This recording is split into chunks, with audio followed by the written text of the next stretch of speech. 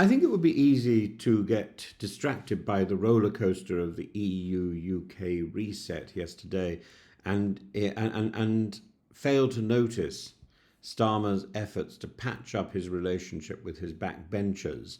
But that I think probably from Starmer's point of view was the bigger job, the patch up and the reckoning for the Labour government, one in which political pragmatism collides with ethical discomfort and backbench disquiet reveals deeper fissures in Keir Starmer's increasingly complex and uncertain premiership. At issue is the government's proposal to tighten eligibility for disability benefits, specifically the Personal Independence Payment, the PIP, and to reform the sickness element of universal credit, and the ostensible aim to reduce the number of working age adults on sickness benefits, which have risen since the pandemic, and the projected savings, £5 billion a year by the decade's end. The political cost, that I would suggest, is enormous and it's growing. The rebellion is not peripheral. Over 100 Labour MPs have now reportedly signed letters opposing the measures, including 42 who declared the cuts impossible to support. When Rachel Reeves' own constituency Labour Party, the Leeds West and Pudsey CLP, votes to write to the Chancellor condemning the proposals, one can hardly dismiss this as the grumblings of the usual left. What is being proposed could see nearly 800,000 disabled people lose support, a seismic shift, not only in fiscal terms but in moral signalling. This from a party whose roots lie in solidarity with the vulnerable and the working poor. The rebellion therefore carries not only the weight of parliamentary arithmetic but the deeper burden of ideological contradiction. Keir Starmer's response has been instructive. Appearing before the PLP, flanked by Yvette Cooper, he was met with polite applause, a mark not necessarily of agreement but of loyalty, and he acknowledged, we are told, that MPs are facing incredibly tough decisions, and tried to frame the welfare reforms as a Labour cause, part of a strategy to turn the country round. Yet this language is fraught. Tough decisions is a euphemism well worn by chancellors cutting public services.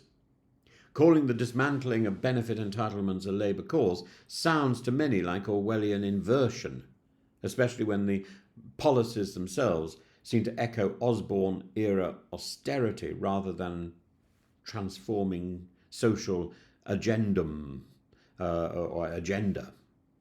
Starmer, of course, is playing the long game. The leadership believes the welfare system in its current post-pandemic shape is a drag on labour force participation and a threat to fiscal credibility. The subtext is clear. To fund public services, you must demonstrate discipline, even if that means shrinking parts of the state. And this is the logic of Rachel Reeves' fiscal rulebook. Tight borrowing constraints, prioritising of growth, and a calibrated appeal to swing voters who are weary of benefits perceived as unjust or unearned. And make no mistakes, there is polling evidence to support that view. Yet, in that lies the trap. Once you surrender the moral high ground on social security, you'll forfeit the ability to distinguish yourself clearly from your opponents. And the timing too is awkward. The rebellion comes just as Labour unveils its Brexit reset deal with Brussels, this major diplomatic win, or maybe not, but one already under attack from both right and left. To some, it now looks that Labour is selling out British fishers, fisher people, fishing fleets to Brussels, and disabled citizens to the Treasury bean counters. Even Nick Clegg, in his darkest coalition days, might blush at the symmetry of all this. Nigel Farage and Kemi Badenoch, of course, have seized the moment, portraying Labour as capitulating to Europe while clobbering the domestic poor. And meanwhile, the Green Party and the left-leaning independents are circling, eager to turn disability cuts into a totemic issue of Labour betrayal, much as tuition fees once were for the Lib Dems. Starmer faces the classic dilemma of modern social democracy: how to reconcile financial realism with moral purpose. He may yet win the war for economic credibility, but at what internal cost? The real question is whether Labour can still claim to be the party of compassion if it chooses to balance the books on the backs of those least able to carry the burden. This is more than a rebellion. It's a mirror held up to Labour's soul. And what it reflects may haunt the party well beyond the next budget.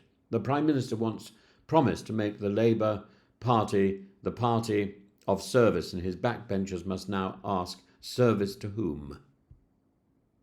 Not to the vulnerable, not to the people, not to the Labour rank and file. Service to whom? To whom is the Labour Party in service?